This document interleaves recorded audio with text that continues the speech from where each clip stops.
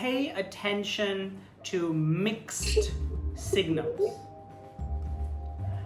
People will send positive signals and they will send negative signals. We call these mixed signals. By paying attention to mixed signals, we can understand that not everything is what we think.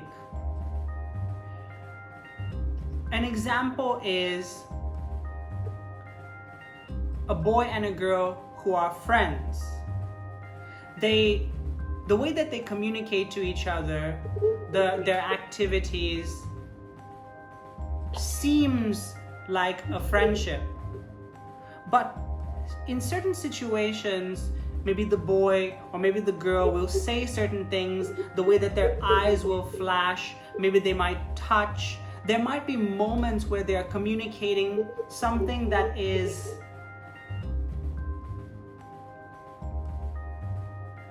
seeming like more than a friendship. Another example of mixed signals is where, let's say we are working at a company and we want to work, let's say two companies want to work together, and the two people from each company have a meeting. The communication is very friendly, both people are very respectful, very polite, and it seems that they're both honest and they want to create a good working relationship. They are smiling, they're laughing, the conversation is good. But one of the people is holding tension in their muscles, maybe the way that they're holding their pen, or maybe the way that they're holding a certain book or their phone. There's tension in the way that they're holding that, or maybe the tone of their voice is a little harsher. It is not as relaxed and smooth.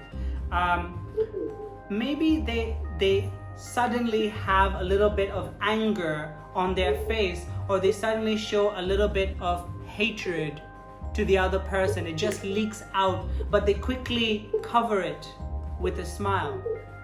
If we see these kinds of mixed signals, what we want to do is pay more attention to the negative signals, because this is going to communicate to us something that their words do not communicate.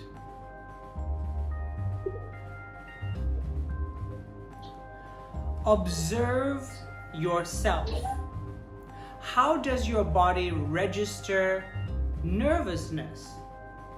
There are many things that our body communicates that we don't realize. As I said, every gesture is communicating something.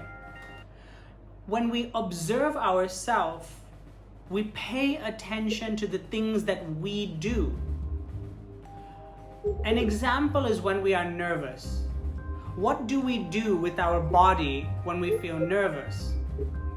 Do we touch our face more often? Do we shake our leg? Do we feel uncomfortable in our belly?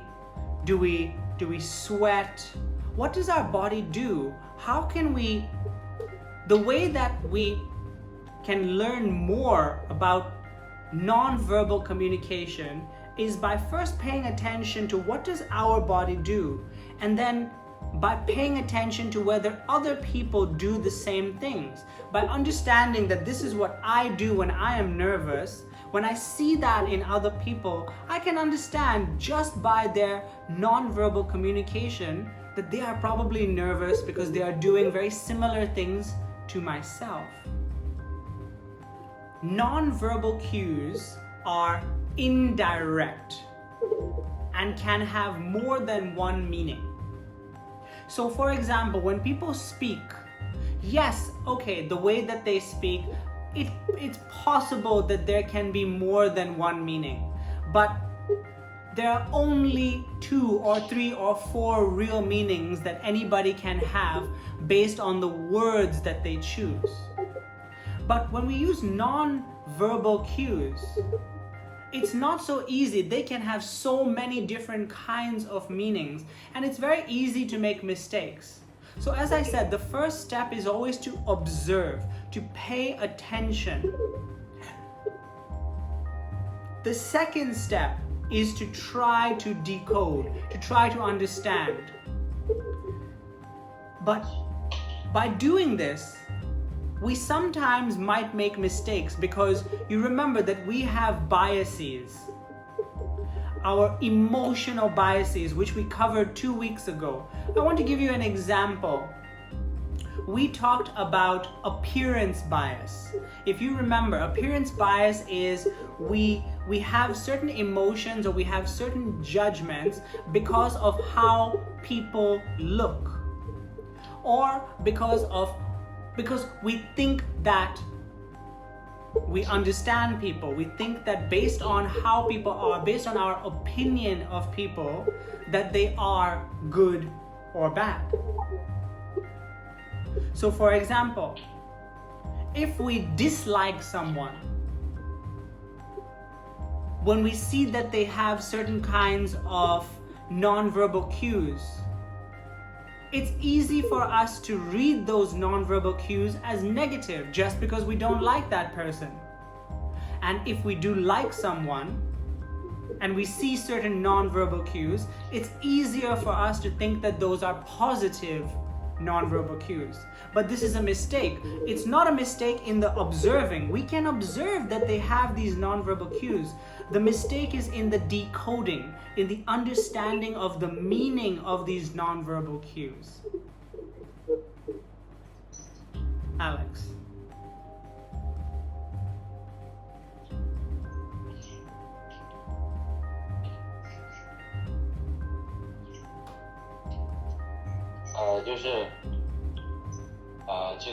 这个非语言线索就是间谍的，它就不只有一个意思，小心你的情感偏见。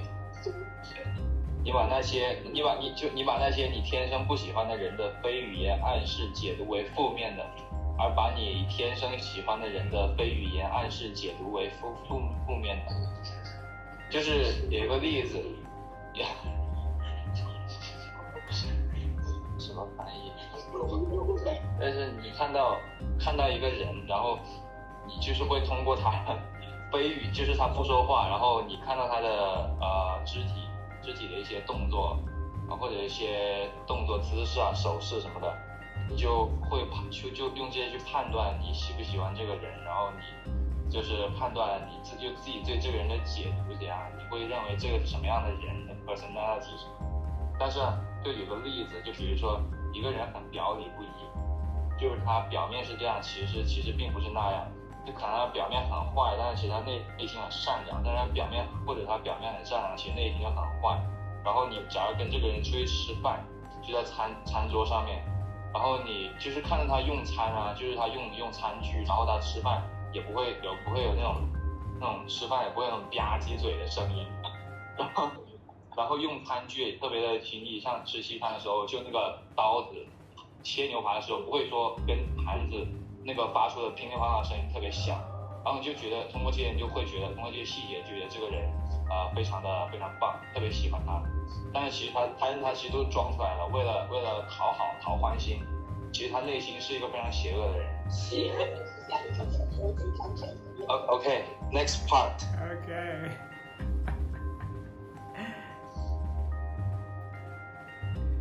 All right.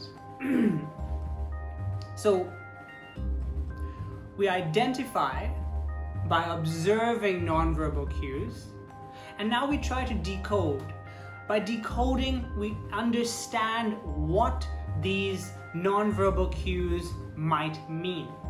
Now remember that we can make mistakes because they might have many different meanings, but some things to pay attention, some easier ways of understanding how to decode nonverbal cues.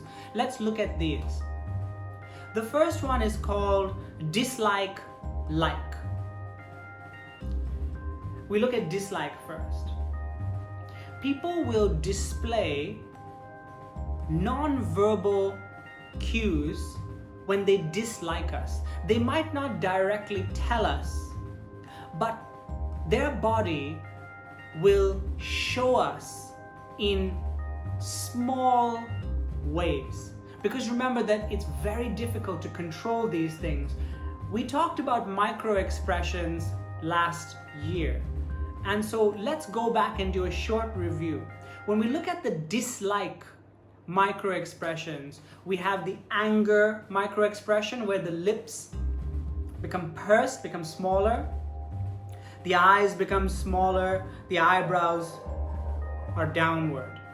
And these micro expressions occur for a second, for a fraction of a second, but they do occur. We might be speaking to someone who's smiling, who is friendly with us, but all of a sudden we see this kind of anger micro expression, or we see that their muscles tense, their face becomes more tense for a quick second when we say something that surprises them or that they don't like.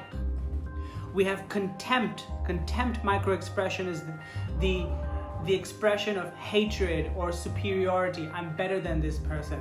Where their smile becomes, one side becomes higher than the other. And it might just happen for a very short second. But we pay attention to these things. Right, let me try one more example. It's a basic one about coworkers. So the coworkers have competition, right? So let's say they are both salespeople. They work for a company and their job is to sell the product or the service. And they have a kind of competition. They have targets every month, and the person who has the highest sales gets some kind of award, or they get a bigger bonus. They get some kind of recognition from their boss. So it is a friendly competition. They know each other, they're friends, they spend time with each other, but every now and again there will be these kinds of non-verbal communication of dislike, of competition, of anger, of superiority, of hatred. And it's important to realize them and to understand that, okay, well, this is, if I think that this person is my friend and they would do anything for me and I can trust them, we do need to be careful. They are communicating something that teaches us that it would be dangerous to trust them. Alex.